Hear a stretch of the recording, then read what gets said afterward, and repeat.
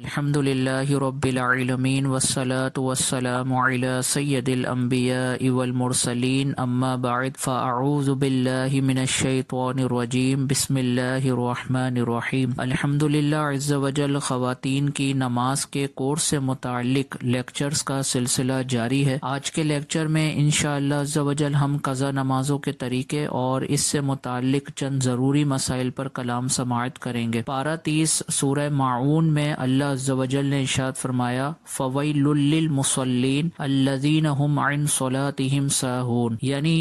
خرابی ہے ان نمازیوں کے لیے جو اپنی نماز سے بھولے بیٹھے ہیں۔ اس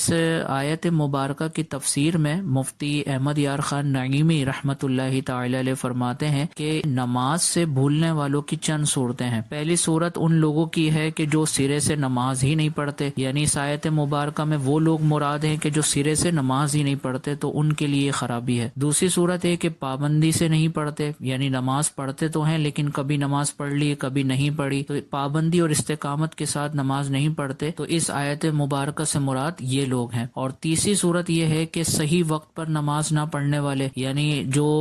نماز کو قضا کر کے پڑھتے ہیں یا جان بوجھ کے کام کاج میں مصروف ہو کر نمازوں کا وقت نکال دیتے ہیں، تو اس سے مراد وہ لوگ ہیں۔ یا پھر صحیح طریقے سے نماز نہ پڑھنے والے لوگ مراد ہیں، یعنی وہ لوگ جو نماز کی شرائط، فرائض اور واجبات، سنن و مستحبات کے خیال رکھ کر نماز کو ادا نہیں کرتے، تو اس سے مراد وہ لوگ ہیں۔ اس کے بعد جو اگلی صورت ہے وہ یہ ہے کہ جو لوگ سمجھ کر نماز نہیں پڑھتے، یعنی ان کو معلوم ہی نہیں ہوتا کہ نماز میں وہ کیا پڑھ رہے ہیں، تو اس سے مراد وہ لوگ ہیں۔ اور اس کے بعد جو صورت بیان کی گئی ہے وہ یہ ہے کہ سستی کے ساتھ نماز پڑھنے والے لوگ مراد ہیں، یعنی جن کی نماز میں کیفیت یہ ہوتی ہے کہ بس جلد از جلد نماز ختم ہو اور ایک رسم کو وہ پوری کر لیں اور اپنے دل کو مطمئن کر لیں کہ وہ نماز پڑھ چکے ہیں۔ اور آخری صورت یہ ہے کہ نماز کو شوق سے نہ پڑھنے والے لوگ مراد ہیں، یعنی بے دلی سے پڑھنے والے کہ ایک رسم پوری کر لی، نماز ادا کر لی اور اپنے دل کو بس مطمئن کر لیا کہ نماز ادا کر لی، دلی طور پر ان کو کوئی شوق نہیں ہوتا نماز ادا کرنے کا، اللہ تعالیٰ کی عبادت کرنے کا، تو اس آیت سے مراد وہ لوگ ہیں۔ صاحب بہار شریعت ارشاد فرماتے ہیں کہ جہنم میں ویل نامی ایک وادی ہے اور یہ اتنی خطرناک وادی ہے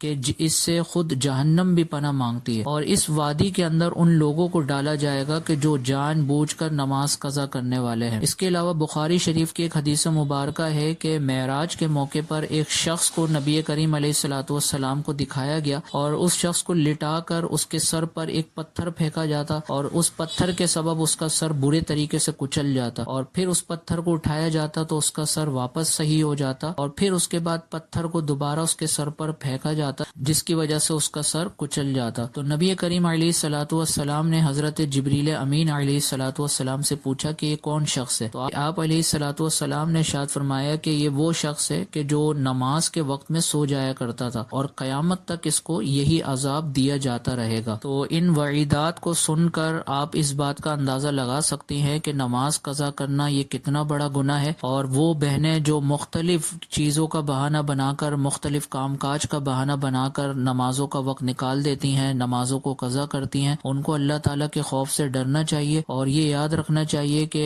زندگی کا ایک نہ ایک وقت ایسا آئے گا کہ اس دنیا کو چھوڑ کر اندھیری قبر میں اترنا ہوگا، اور خدا نخواستہ قبر میں اترنے کے بعد اللہ عز و جل نے نماز قضا کرنے کا عذاب مسلط فرما دیا تو پھر چیخے سننے والا کوئی بھی نہیں ہوگا اور اس شدید عذاب کو سہنے کی کسی میں کوئی طاقت نہیں ہوگی۔ لہٰذا اپنے نازک جسم پر رحم کرنا چاہیے، اور وہ بہنیں جو نماز قضا کرتی ہیں ان کو اللہ تعالیٰ کی بارگاہ میں توبہ کرنا چاہیے، اور ایسی بہنیں آئندہ کے لیے عزم مصمم کریں کہ اب ان کی زندگی میں کوئی بھی نماز قضا نہیں ہوگی، اور ساتھ میں یہ بھی عزم مصمم کریں کہ اب تک زندگی میں جتنی بھی نمازیں قضا ہو گئی ہیں ان کو وہ ادا کریں گی۔ یہ بھی یاد رکھیں کہ توبہ کے 3 رکن ہیں، یعنی اگر کوئی گناہ آپ نے کیا ہے تو اس کے 3 رکن ہے۔ پہلا رکن یہ ہے کہ سب سے پہلے سابقہ گناہ کا اعتراف، یعنی جو گناہ آپ سے ہوا ہے اس کا آپ کو سب سے پہلے اعتراف کرنا ہوگا، یعنی یا اللہ یہ مجھ سے گناہ ہوا ہے، میں اس کا اعتراف کرتی ہوں۔ دوسرا رکن یہ ہے کہ ندامت اور شرمندگی کا اظہار، یعنی گناہ کا اعتراف کرنے کے بعد اس گناہ پر شرمندگی کا اظہار بھی اللہ تعالیٰ کی بارگاہ میں کیا جائے۔ اور تیسرا رکن توبہ کا یہ ہے کہ آئندہ آئندہ نہ کرنے کا پکا ارادہ. تو اگر آئندہ نہ کرنے کا پکا ارادہ ہوگا تو اس صورت میں پھر یہ توبہ قبول ہوگی. تو گویا کہ جو تینوں ارکان ہیں توبہ کے کہ گناہ کا اعتراف، ندامت کا اظہار اور آئندہ نہ کرنے کا عزم، اگر یہ تینوں رکن پائے جاتے ہیں تو پھر ایسے شخص کی توبہ اللہ تعالیٰ کی بارگاہ میں قبول ہوگی. اور اگر اس میں سے ایک رکن بھی نہ پایا گیا تو پھر یہ توبہ اللہ تعالیٰ کی بارگاہ میں قبول نہیں ہوگی. اور یہ بھی یاد رکھیں کہ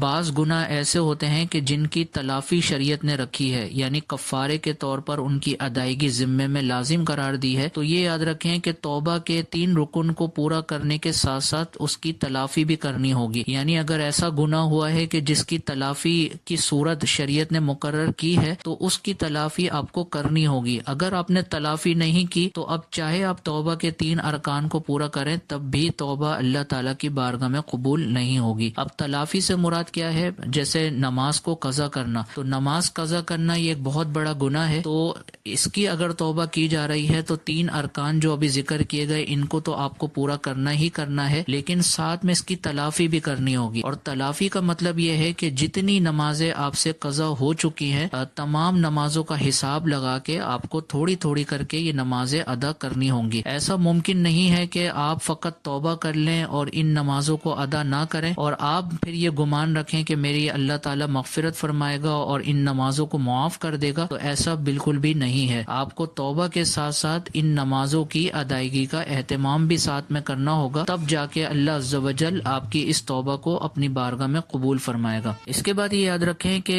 قضا نمازیں ایک ساتھ ہی تمام کی تمام ادا کرنا یہ لازم نہیں ہے، بلکہ اپنے دن کی مصروفیات اور ضروری کام کاج سے جب جب فراغت پورے دن میں ملتی جائے تو قضا نمازوں کا اہتمام آپ کرتی رہیں. مثال کے طور پر جیسے گھر میں جب آپ نماز پڑھ رہی ہوں، فجر کی نماز ہو یا ظہر کی نماز یا عصر کی نماز یا مغرب یا عشاء کی نماز ہو، تو جو آپ نماز پڑھتی رہیں اس کے ساتھ اسی نماز کی ایک قضا بھی شامل کرتی رہیں. مثال کے طور پر اگر آپ فجر کی نماز پڑھ رہی ہیں تو فجر کی نماز مکمل کرنے کے بعد ایک قضا کی نماز بھی ساتھ میں فجر کی پڑھ لیں. تو اس صورت میں ہر ادا نماز کے ساتھ ایک قضا نماز بھی آپ کی ادا ہوتی رہے گی. اسی طرح جب آپ ظہر کی نماز ادا کریں تو اس کے ساتھ ایک ظہر کی قضا بھی شامل کر لیں. تو گویا آپ ایک دن میں جب 5 نمازیں ادا کریں گی اور ان 5 نمازوں کے ساتھ 5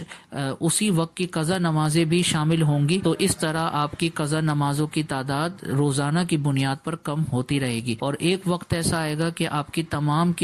قضا نمازیں ادا ہو جائیں گی. تو یہ ایک آسان صورت بیان کی گئی ہے، لیکن اگر آپ کو زیادہ وقت مل رہا ہے تو اس میں بہت زیادہ بہتر اور افضل صورت یہی ہے کہ آپ کو جتنا وقت مل رہا ہے اتنے وقت کا فائدہ اٹھاتے ہوئے ایک دن میں ایک سے زیادہ قضا نمازیں بھی آپ ادا کر سکتی ہیں. مثال کے طور پر اگر آپ کے پاس فجر میں کافی وقت ہے تو آپ موجودہ فجر کی نماز کے ساتھ ساتھ 3-4 قضا فجر کی بھی پڑھ سکتی ہیں. تو اگر ایک پڑھنا ممکن ہے تو ایک پڑھ لیں روزانہ، اور اگر فجر کی نماز میں ایک سے زیادہ فجر کی قضا نمازیں پڑھنا چاہ رہی ہیں تو یہ بھی زیادہ بہتر صورت ہوگی. تو جتنی زیادہ نمازوں کے لیے آپ وقت نکالیں گی اتنی ہی تیزی سے آپ کی قضا نمازیں ادا ہوں گی. لہٰذا روزانہ کی بنیاد پر جو نمازیں آپ روزانہ کی ادا کرتی ہیں تو کوشش کریں کہ ان ادا نمازوں کے ساتھ ساتھ ایک قضا نماز بھی ادا کرتی رہیں. اس کے بعد یہ یاد رکھیں کہ اتنی دیر تک رات میں جاگنا کہ فجر کی نماز قضا ہونے کا غالب گمان پیدا ہو جائے تو اب یہ جاگنا آپ کے لیے گناہ ہوگا. لہٰذا اگر آپ کو اپنے بارے میں یہ گمان ہے کہ دیر سے سونے کی صورت میں صبح فجر کی نماز ہی قضا ہو جائے گی تو اب آپ پر لازم ہوگا کہ آپ جلدی سوئیں. اگر آپ دیر سے سوئیں گی اور نماز قضا ہو جاتی ہے تو اس صورت میں آپ کا یہ سونا بھی گناہ ہے اور اس صورت میں جو نماز قضا ہوئی اس کا بھی گناہ آپ کے سر پر آئے گا. تو کوشش کریں کہ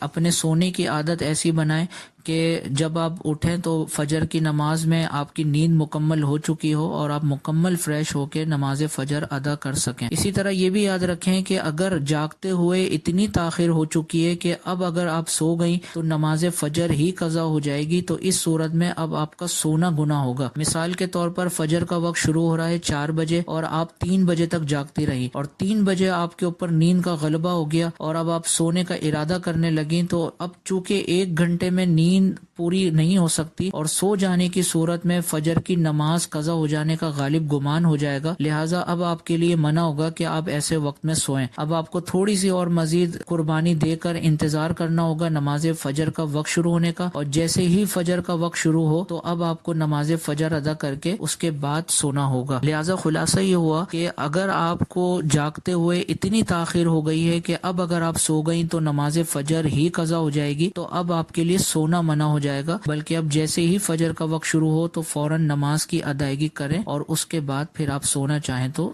سو جائیں۔ تو یہ تھے قضا نمازوں سے متعلق بنیادی احکامات۔ اس سلسلے میں مزید احکامات بھی انشاءاللہ عز و جل اگلے لیکچر میں بیان کیے جائیں گے۔ اللہ عز و جل کی بارگاہ میں دعا ہے کہ اللہ عز و جل ان مسائل کو یاد رکھنے اور یاد رکھ کر دوسروں تک پہنچانے کی توفیق عطا فرمائے، آمین بجاہ النبی الامین صلی اللہ تعالی علیہ وسلم۔ آپ دیکھ رہے ہیں PATF Islamic info YouTube channel. مزید اسلامک ویڈیوز کے لیے ہمارا چینل سبسکرائب کریں۔